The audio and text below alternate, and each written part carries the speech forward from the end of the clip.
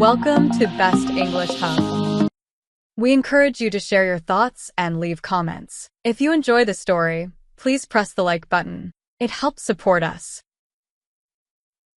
This story is for educational purposes. We aim to help you improve your English while enjoying an inspiring tale about Nelson Mandela. His life offers valuable lessons about leadership, resilience, and the power of forgiveness. But we do not encourage or glorify any actions in the story. Let's begin the journey together. Early life in the village. In the heart of South Africa, nestled among the rolling hills and wide-open skies, lies a small village called Mwizo. It is a place where the sun rises early, casting a golden glow over the fields, and the air is filled with the sounds of birds singing and cattle lowing. Here, in this remote and peaceful corner of the world, a young boy named Ralila was born on July 18, 1918. This boy would later be known to the world as Nelson Mandela. The village of Mwizo was a simple place where people lived close to the land and each other. The houses were small, round huts made of mud and thatch, clustered together like a family. The villagers followed the rhythms of the seasons, planting crops, tending animals, and gathering around the fire at night to share stories. Life was hard, but it was also full of joy, laughter, and a deep connection to the earth. Young Ralila, whose name meant troublemaker, was a curious and lively child. He spent his days exploring the countryside, climbing trees, and swimming in the rivers. He was always full of questions, always eager to learn more about the world around him. But Ralila was not just an ordinary child. He was born into the Thembu royal family, part of the Xhosa nation, and from a young age, he was taught the importance of tradition, respect, and leadership.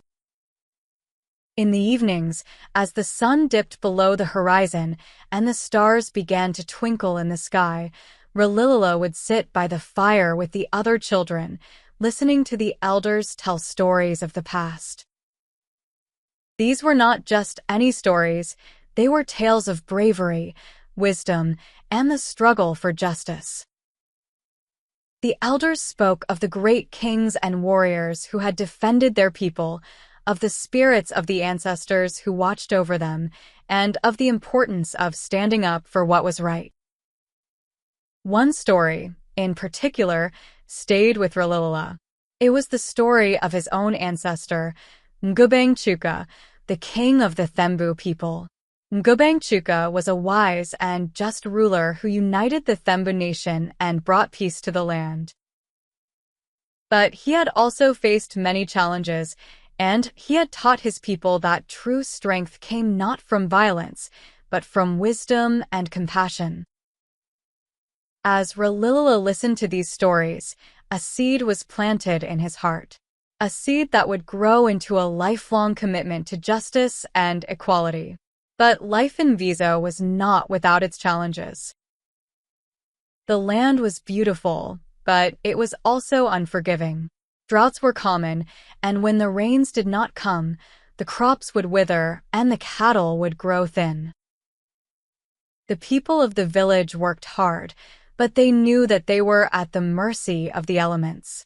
Ralila's family was not rich, and like everyone else in the village, they had to make do with what they had.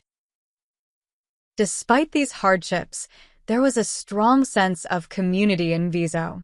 The villagers looked out for each other, sharing what little they had, and coming together to celebrate both the joys and the sorrows of life. Ralila learned from an early age that his well-being was tied to the well-being of those around him. He saw how his mother, Nasakini, cared for the family, and how his father, Gadla, who was a respected counselor to the king, carried the weight of responsibility with dignity and grace. It was from his father that Ralila learned the importance of standing firm in one's beliefs. Gadla was a man of principle who had once lost his position in the royal court because he refused to compromise his integrity.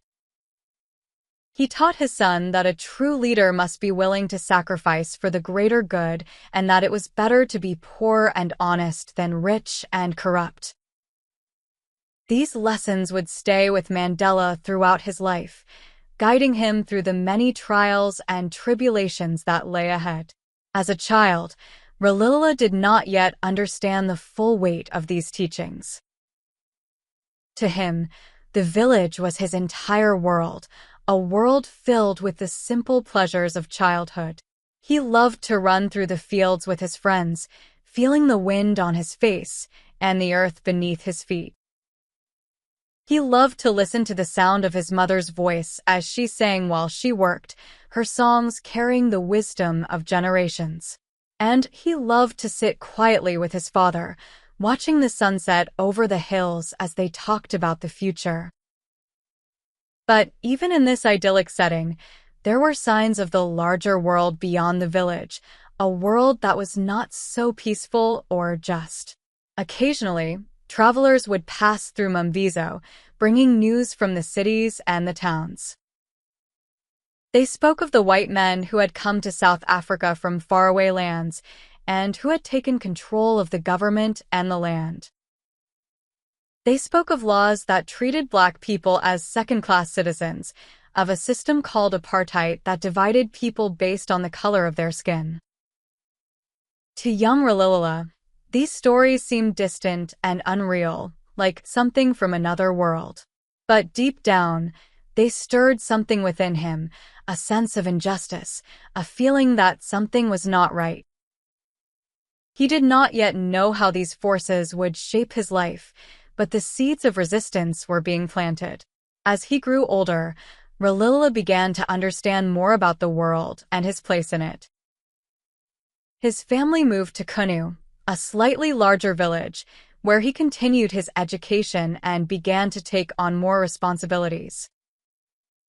He was sent to a local school, where he was given the name Nelson by his teacher, following the custom of giving African children English names.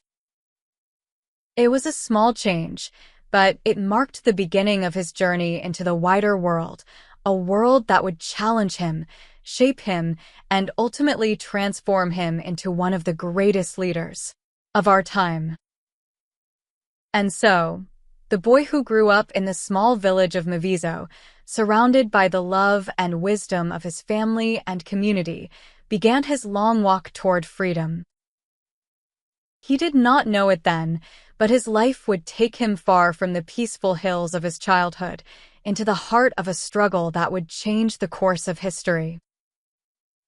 The lessons he learned in those early years, the importance of justice, the strength of community, and the power of standing up for what is right, would guide him through the darkest of times and help him lead his people to a brighter future. Chapter 2. Education and the Dream of Freedom. The small, dusty road that led from the village of Kunu to the mission school was lined with thorny bushes and patches of dry grass. Each day, young Nelson Mandela walked this road, his bare feet kicking up clouds of red earth as he made his way to a place that was as foreign as it was fascinating.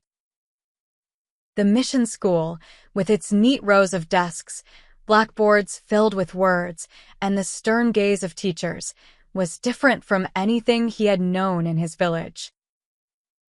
Yet, it was here that the first seeds of his education were sown, seeds that would grow into a powerful dream of freedom. Nelson's father, Gadla, believed in the power of education even though he had never been to school. He understood that the world was changing and that his son would need knowledge to navigate it. So, with a mixture of pride and hope, Gadla sent Nelson to the local mission school, where he would learn not only to read and write but also about the world beyond the rolling hills of Kunu. At first, Nelson found the school both strange and intimidating. The teachers, mostly stern-faced missionaries, spoke in English, a language that was still unfamiliar to him. They taught about things he had never heard of: geography, arithmetic, and history. But there was one thing that intrigued him more than anything else: the stories. The teachers told tales of far-off lands, of people who had fought for their beliefs, and of leaders who had changed the course of history. These stories ignited a spark in Nelson's young mind, a spark that would soon grow into a flame. Among the many stories that Nelson heard at school, one in particular stood out to him.